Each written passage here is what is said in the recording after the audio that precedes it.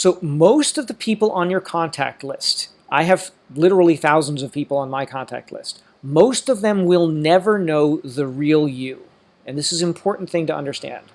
They will never know the real you the way that your friends, your family, and your closest, maybe even your VIP referral partners know you. So what this boils down to in terms of marketing is who you are to them, okay? So you have an image of yourself, and that image of yourself is different from the image that your friends have of you, and might be slightly different from the image that your family has of you.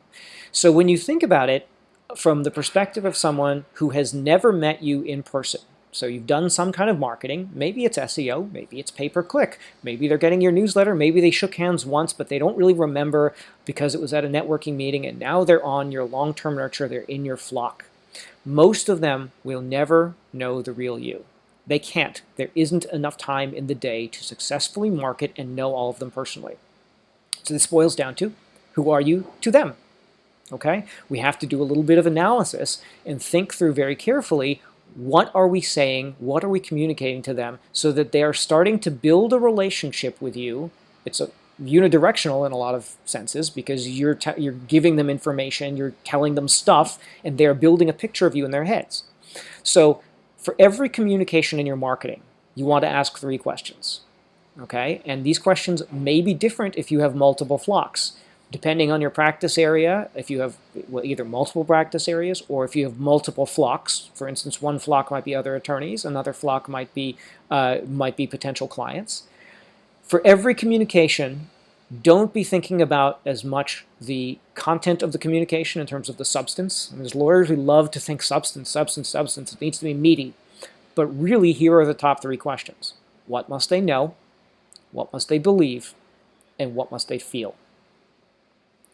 And there's probably a fair number of you on the line right now who are calling BS on this and saying and thinking, believing that we get hired by our skills and our technical know-how and showing that we're really smart. And that is a very typical lawyer belief. I will say it is also very wrong. Again, people don't hire the best lawyer. They don't really know if you're the best lawyer, right? Until you're in the thick of things, they don't know it. But what can they know? They can know certain facts about you. They can believe things about you, and they can feel things about you. And these will get you hired more than technical skill, more than demonstrating expertise. Now, I'm not saying you shouldn't demonstrate expertise. You absolutely should.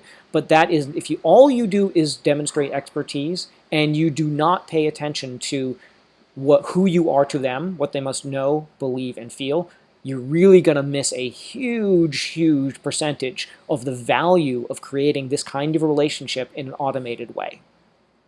All right? So who are you to them? Always be thinking about that.